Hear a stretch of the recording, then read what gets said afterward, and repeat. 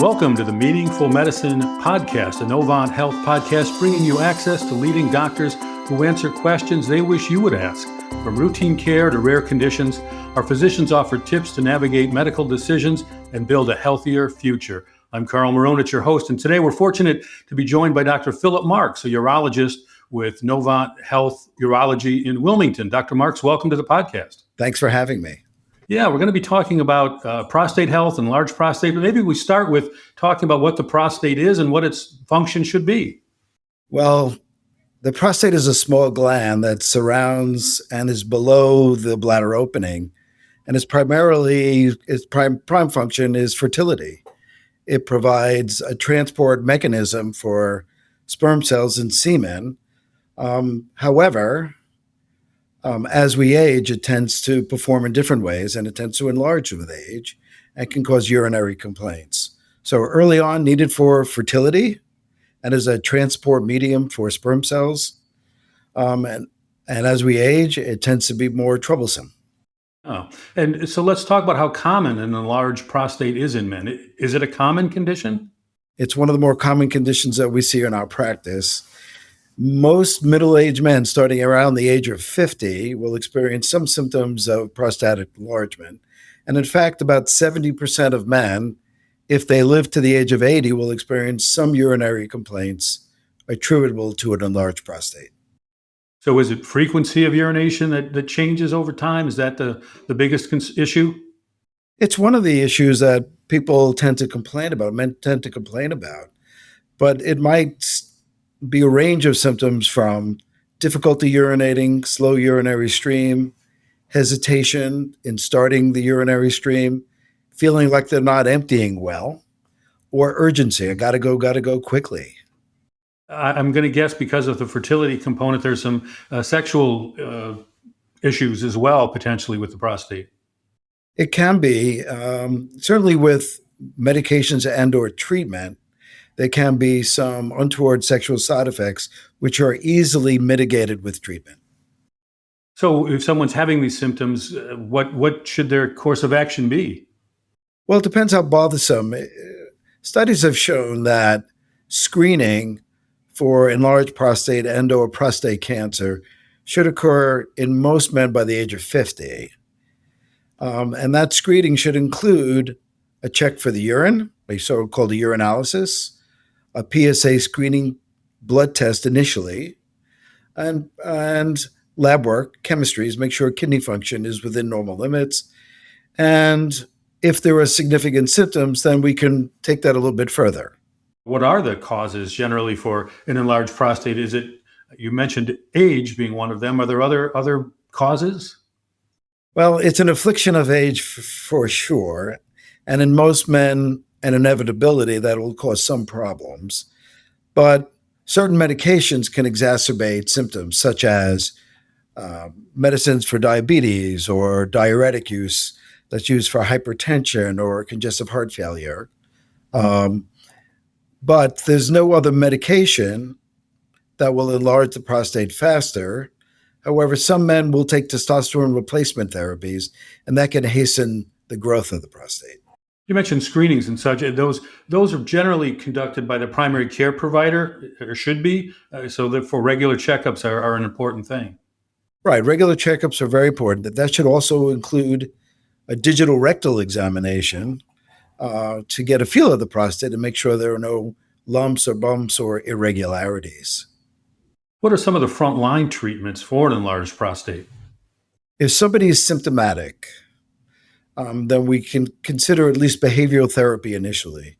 And what that means is maybe minimize fluids prior to bedtime so we get up less often at night.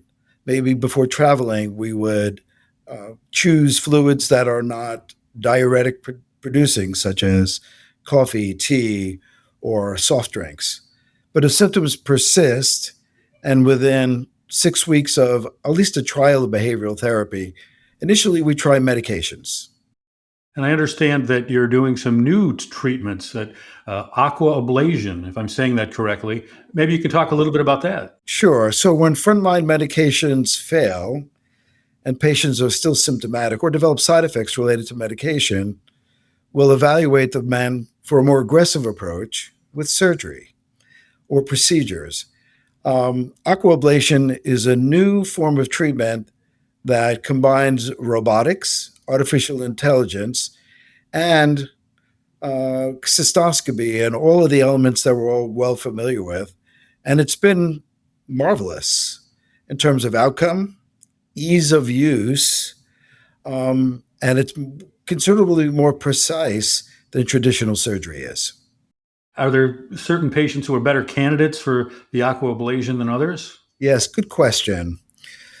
The patients, prior to any kind of procedure, we will do some studies that involve cystoscopy, which is a visual inspection of the entire urinary tract. And we will take some sort of volume determination, meaning how large is the prostate. There are patients who have prostates that are quite small but still have symptomatology that may not be good candidates for aquablation. So the idea of volume determination may help us decide which procedure is most suitable for the patient. But in general, the benefit of aquablation is that it can treat virtually any size prostate gland. Are there other, certainly there must be other procedures and treatments as well that someone may be a candidate for?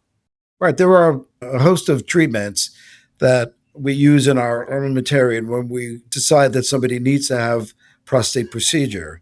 There are minimally invasive procedures that we can actually do in the office, such as urolift and resume, and they act in a different way than aquablation.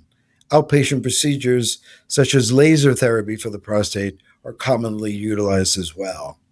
The traditional and gold standard is called a TURP, a TURP, which actually removes the obstructing tissue, allowing for a freer flow. Doctor, we haven't used the C word yet and related as it relates to enlarged prostate, but so maybe you could talk about what is the connection to cancer and an enlarged prostate, and what are the obvious concerns there?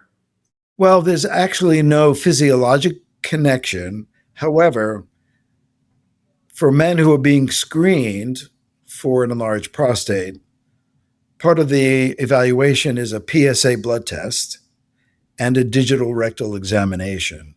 So we tend to find more cancers because the patients come in for screening. So the more men that we see, the more men that we examine, and the more men that we actually test, we'll find more cancers. But physiologically, there's no direct relation to the development of cancer and having an enlarged prostate. However, you can have both. You can have both at the same time as well. Sure, sure. Through your patient base, are there common questions, maybe even myths that come up related to the enlarged prostate? Of course.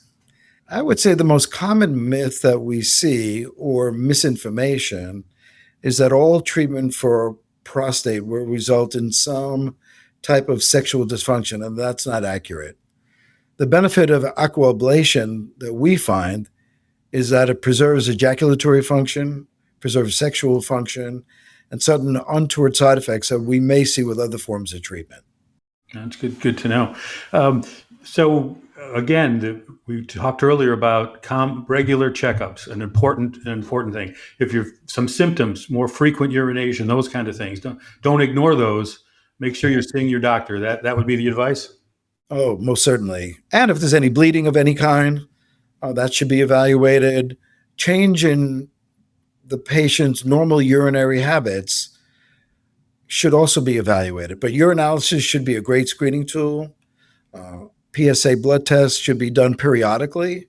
Guidelines now suggest that at the age of 50, for low-risk patients, PSA baseline should be obtained. And then every several years, it should be checked for monitoring. All great advice. Doctor, let me ask how you got into the specialty of urology and what drew you to that? Well, it's well suited for my personality for sure. But I think when we're in training, we align ourselves, surgery, non-surgery. The beauty of urology, at least for me and for the patients that I see, is that I can really make an impact in my community because I could see patients of all ages, from children to adults to males and females, common urologic problems that are endemic to the region. there are surgeries. There's a lot of primary care in urology in the office, and it's remarkably rewarding when patients respond to treatment. Sure. Well, it's great that patients have someone who's so passionate about that. Dr. Phillip Marks, urologist with Novant Health, we appreciate your time today on the podcast. Oh, thanks so much. And if you've enjoyed the podcast, please share it on your social channels and check out the entire library of podcasts for more topics of interest. I'm Carl Maronich, your host. This has been Meaningful Medicine. Thanks for listening.